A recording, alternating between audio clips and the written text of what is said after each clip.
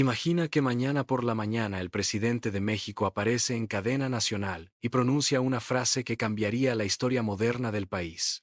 El Estado mexicano declara la guerra total a los carteles. No se trata de una operación más. No es un despliegue limitado ni un ajuste de estrategia. Es una declaración formal, abierta y directa, donde el gobierno reconoce que la violencia criminal ha alcanzado un punto en el que solo una confrontación frontal puede redefinir el equilibrio de poder. En ese instante, el país entero entra en una nueva etapa, una etapa donde la ambigüedad desaparece y la línea entre conflicto interno y guerra abierta comienza a difuminarse, y lo primero que cambiaría no serían los disparos, sino la narrativa, porque declarar la guerra implica aceptar que el enemigo ya no es simplemente delincuencia organizada, sino una estructura con capacidad territorial, financiera y militar suficiente como para desafiar al Estado.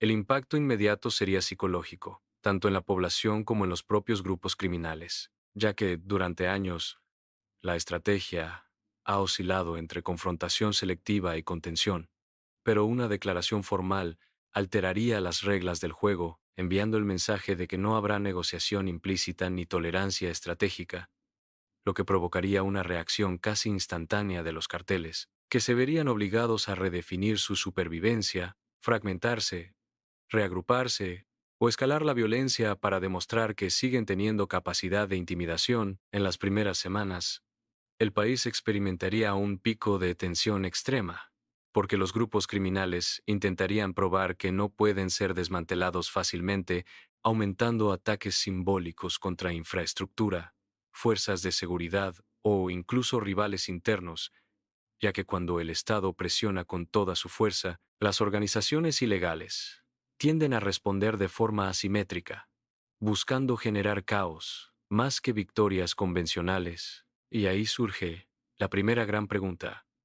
¿Está el Estado preparado para sostener un conflicto prolongado? Porque declarar la guerra no es solo desplegar soldados en las calles, es garantizar inteligencia coordinada, sistemas judiciales capaces de procesar miles de casos adicionales, protección de testigos, blindaje financiero contra el lavado de dinero y, sobre todo, legitimidad social, ya que sin el apoyo de la población cualquier ofensiva se erosiona rápidamente. Al mismo tiempo, la economía sentiría el impacto inmediato. Los mercados reaccionarían con cautela, la inversión extranjera analizaría el riesgo país y sectores clave como turismo y comercio podrían experimentar fluctuaciones, no necesariamente por colapso inmediato, sino por la percepción de inestabilidad. Y esa percepción es un arma poderosa en el mundo moderno. Internacionalmente, la mirada se dirigiría hacia Estados Unidos, principal socio comercial y actor clave en la dinámica del narcotráfico, porque una guerra declarada obligaría a redefinir la cooperación bilateral en seguridad, inteligencia y control fronterizo. Y aunque Washington podría ofrecer apoyo logístico y tecnológico, también surgiría el debate sobre soberanía, intervención y límites, especialmente considerando que el flujo de armas y demanda de drogas es un fenómeno transnacional, no exclusivo de un solo lado de la frontera. Dentro del territorio mexicano, la transformación sería profunda, ya que una guerra formal implicaría ampliar el rol de las Fuerzas Armadas en tareas internas, algo que genera debate constante sobre militarización y derechos civiles. Y aunque el despliegue masivo podría recuperar zonas estratégicas en el corto plazo, el verdadero desafío sería sostener el control una vez expulsadas las estructuras criminales, porque la experiencia internacional demuestra que eliminar liderazgos sin reconstruir instituciones locales crea vacíos que rápidamente son ocupados por nuevas facciones. En este escenario, algunos carteles optarían por fragmentarse en células más pequeñas y menos visibles, reduciendo su perfil para sobrevivir, mientras otros podrían intentar alianzas temporales. Algo paradójico en un mundo donde las rivalidades son intensas, pero la amenaza común del Estado puede forzar cooperaciones impensables. El conflicto también tendría una dimensión informativa, ya que las redes sociales y la guerra digital jugarían un papel crucial, con campañas de desinformación, intimidación y propaganda intentando influir en la percepción pública, y el gobierno tendría que combatir no solo en el terreno físico, sino también en el narrativo, manteniendo transparencia sin comprometer operaciones. A nivel social, la población experimentaría sentimientos encontrados. Por un lado, esperanza de recuperar seguridad, por otro, temor a una escalada de violencia en el corto plazo, y esa dualidad podría definir el apoyo ciudadano. Porque si los resultados tangibles no llegan relativamente rápido, el desgaste político sería significativo. Ahora bien, declarar la guerra también obligaría a atacar el corazón financiero de los carteles, lo cual significa ofensivas coordinadas contra redes de lavado de dinero, corrupción institucional y vínculos empresariales clandestinos. Y ahí es donde el conflicto se vuelve más complejo, porque tocar intereses económicos ocultos puede generar resistencias internas incluso dentro de estructuras estatales, demostrando que el problema no es solo territorial, sino sistémico. En paralelo, el sistema penitenciario enfrentaría presión extrema, ya que capturas masivas requerirían infraestructura adecuada para evitar que las cárceles se conviertan en centros de operación criminal, un fenómeno que históricamente ha debilitado esfuerzos de seguridad. La dimensión internacional no terminaría en la frontera norte, ya que otros países latinoamericanos observarían con atención, preguntándose si una declaración formal podría replicarse en sus propios contextos, o si el costo sería demasiado alto, y organismos multilaterales evaluarían el impacto en derechos humanos, desplazamiento interno y estabilidad regional. Estratégicamente, la guerra contra los carteles no sería una guerra convencional con frentes definidos, sino un conflicto híbrido, donde la inteligencia es más importante que la fuerza bruta, y donde el éxito no se mide en territorios conquistados sino en reducción sostenible de violencia, debilitamiento financiero y reconstrucción institucional. Sin embargo, existe un riesgo latente. Cuando el Estado eleva el conflicto al nivel de guerra, también eleva las expectativas.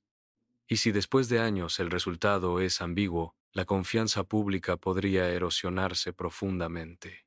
Por otro lado, si la ofensiva logra desarticular estructuras clave, capturar líderes estratégicos y reducir significativamente homicidios y extorsiones, el país podría entrar en una etapa de transformación histórica, redefiniendo su relación con la seguridad y la gobernanza.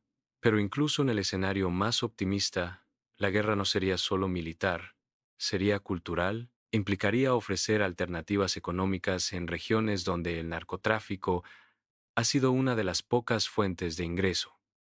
Invertir en educación, infraestructura y oportunidades, porque sin eso cualquier victoria sería temporal. También surgiría la pregunta sobre el tiempo. ¿Cuánto dura una guerra contra redes que operan desde hace décadas? 5 años, 10, una generación completa, y esa incertidumbre influiría en cada decisión política. Mientras tanto, los carteles, lejos de desaparecer inmediatamente, podrían adaptarse, diversificando actividades ilícitas, migrando a delitos menos visibles o trasladando operaciones a otros países, lo que convertiría el conflicto en un fenómeno transnacional aún más complejo. La declaración de guerra también podría alterar el equilibrio interno entre distintos niveles de gobierno, exigiendo coordinación sin precedentes entre federación, estados y municipios, algo que históricamente ha sido un desafío. Y cualquier fisura en esa coordinación sería explotada por las organizaciones criminales. En el plano simbólico, el mensaje sería poderoso. El Estado asume que el problema alcanzó nivel existencial, pero esa misma admisión podría ser interpretada como reconocimiento de que durante años el poder criminal creció hasta convertirse en un actor casi insurgente. Finalmente, el desenlace dependería menos de la fuerza inicial y más de la capacidad de sostener reformas profundas, porque declarar la guerra es el inicio de un proceso, no su solución automática. Y en esa complejidad radica la verdadera magnitud de la hipótesis. No se trata solo de balas y operativos, se trata de redefinir la relación entre poder, ley y sociedad, de reconstruir confianza, de cerrar brechas económicas y de enfrentar la corrupción estructural que permitió el ascenso de los carteles, y solo si todas esas piezas se mueven al mismo tiempo, la declaración podría traducirse en un punto de inflexión histórico. De lo contrario, el riesgo es quedar atrapados en un ciclo donde la palabra guerra se convierte en un eslogan más, mientras la realidad en las calles cambia poco, y ahí es donde la pregunta deja de ser ¿qué pasaría si México declarara la guerra a los carteles y se transforma en algo mucho más profundo? ¿Está el país dispuesto a sostener todo lo que esa declaración implicaría, no solo en el campo de batalla, sino en la transformación completa de su estructura política, económica y social?